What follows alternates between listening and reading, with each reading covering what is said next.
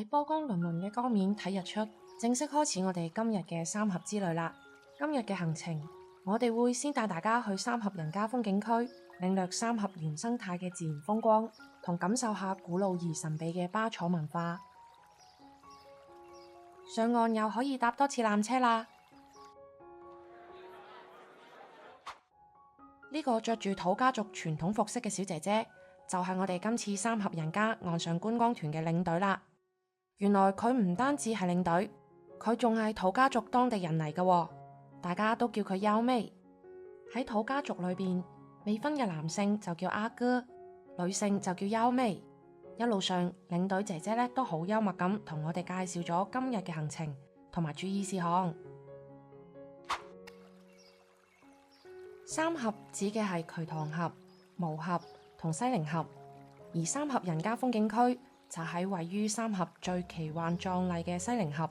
西寧峽以險著稱，西起湖北省秭歸縣，東至宜昌市南津關，北岸有屈原故鄉秭歸，南岸有燈影峽。西寧峽灘多水急，峽中有峽，兩岸潮石林立，波濤洶湧。屈原、白居易、歐陽修、蘇轍等歷代眾多名人都曾經喺呢一度留低咗千古傳頌嘅名篇詩賦。原來我哋身處嘅秭歸縣係屈原嘅故居，盛產秭歸臍橙。湖北秭歸種植臍橙已經有成2300幾年歷史㗎啦，而且仲被稱為中國臍橙之鄉添。既然咁出名，嗱聲整返支鮮榨臍橙汁試下啦！嚟到我哋今日嘅第一個目的地三峽人家風景區啦。雖然領隊係土家族人，但係竟然用中英雙語講解，而且英語講得相當流利添，真係好照顧到唔識聽中文嘅外國朋友仔啊！We will return to this bridge and the same way return to the parking lot, OK？ 呢度依山傍水，風情如畫，傳統嘅三峽吊腳樓點綴喺山水之間。久違嘅烏篷船安靜咁樣停泊喺三峽人家門前，偶爾間山間傳嚟山歌嘅聲音，江面上悠然嘅漁家喺度撒網打魚，千百年嚟流傳不衰嘅各種習俗風情，體現住三峽民眾嘅質樸好客。土家族當地人中意穿着傳統嘅紅色服飾，非常容易辨認。原來係因為喺當地紅色代表喜慶同埋對美滿幸福生活嘅憧憬。而一直孭住嘅竹籃係生活中必需品，婚前會裝草藥同埋鮮花，婚後就會用嚟裝細路仔。我哋而家睇緊嘅係還原土家族傳統聯姻儀式嘅表演。後面咁特別嘅建築係土家族嘅傳統建築之一——吊腳樓。呢一種前低後高嘅吊腳樓，依山勢而建，木質結構，竹林芭蕉簇擁。一般分為上下兩層或者3層。吊樓嘅上層有繞樓嘅曲廊，上層通風乾燥防潮，係居室；下層係用嚟堆放雜物，仲可以防止毒蛇猛獸嘅侵襲，真係充分體現咗土家族人民嘅智慧啊！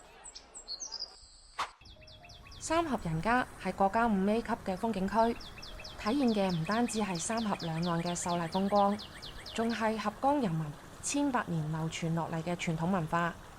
壯偉嘅長江孕育咗三峽文化，佢係巴楚民族傳統藝術嘅精華。巴楚文化喺呢一度交融、繁衍、發展，代代相傳。OK， 咁我哋而家就從船上邊出發，坐纜車去睇呢個星船機啦。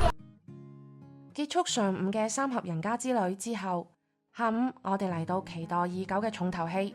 參觀三峽大壩，長長嘅扶手梯，上完一條，一條，又一條，終於我哋嚟到可以睇到成個工程全景嘅三峽大壩旅遊區啦。首先嚟到最高嘅觀景點壇子嶺，因為壇子嶺頂端嘅觀景台好似一個倒扣嘅壇而得名。呢一度嘅海拔高度係262米，成個園區從低到高分為3層。登上壇子嶺嘅頂部觀景台，唔單止可以欣賞到三峽大壩嘅雄偉壯觀，仲可以俯瞰三峽壩區全貌同埋雙線5級船閘。嗱，呢度咧就係觀壩嘅一個觀景台。咁我哋後邊嘅呢個壩嘅話咧，最右邊嗰條咧係屬於上水道嚟嘅，左邊嘅嗰幾條咧係屬於下水道嚟嘅。咁上水嘅話咧就係水漲船高嘅，左邊嘅嗰幾條咧就係水降船低。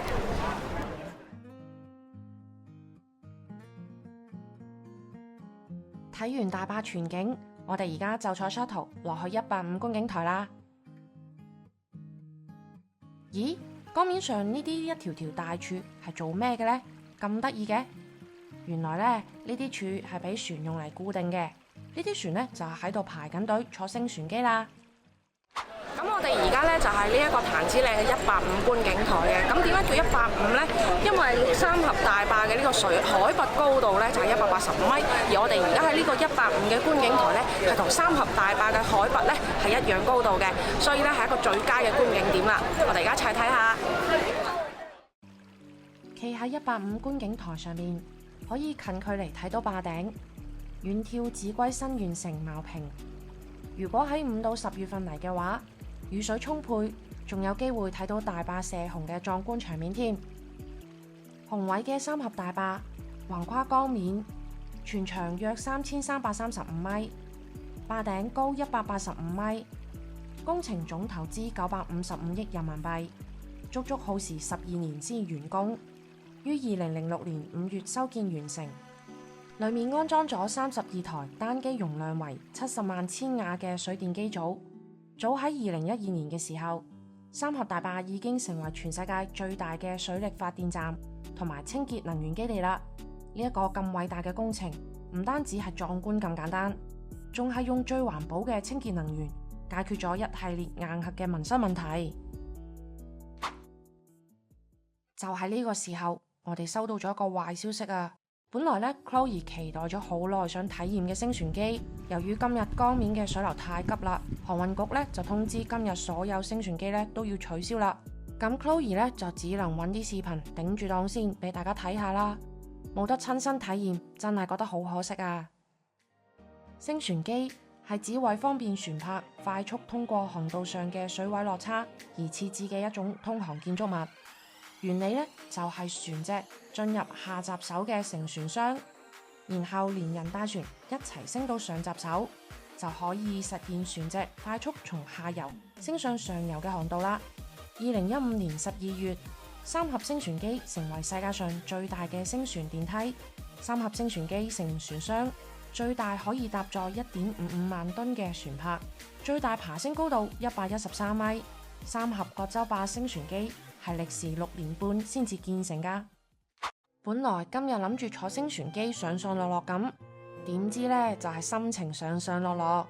食飽飯之後嚟到紀念品商店逛下，呢度有好多充滿中國特色嘅傳統手工藝製品，琉璃鼻煙壺、絲巾、披肩，整翻2件手信返去孝順下媽咪先。咦？中庭有 live show 喎，原來今晚嘅船長歡迎酒會準備開始啦！見到呢隻老虎仔船員扭氣球，我嘅少女心即刻翻晒嚟啊！即刻搶咗小朋友個氣球玩下先。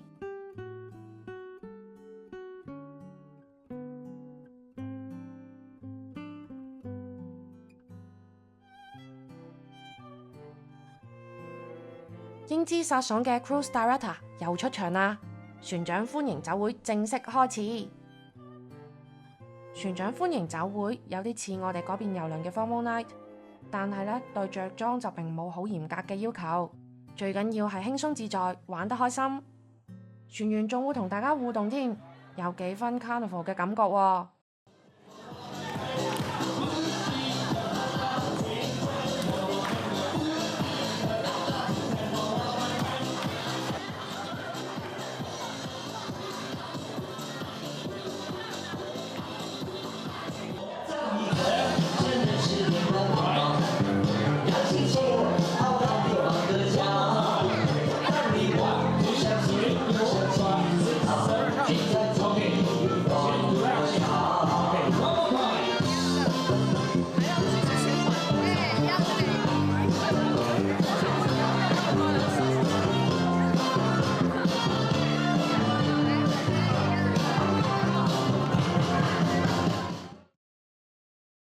第3日嘅三峽之旅，將帶大家去感受三峽中嘅另外兩峽巫峽同埋瞿塘峽。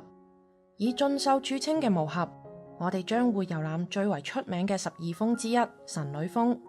今次我哋乘坐小船遊覽，將近距離感受巫峽嘅旖麗幽深。而第3日行程嘅下午，我哋將去到位於瞿塘峽西口嘅奉節白帝城。白帝城唔單止係三國時期嘅軍事要地，仲係歷代大詩人啟發詩詞歌賦靈感嘅地方，所以亦都有詩城之稱。等我哋帶大家去睇下呢個人民幣10蚊紙幣上面嘅歷史名城到底係點樣㗎啦〜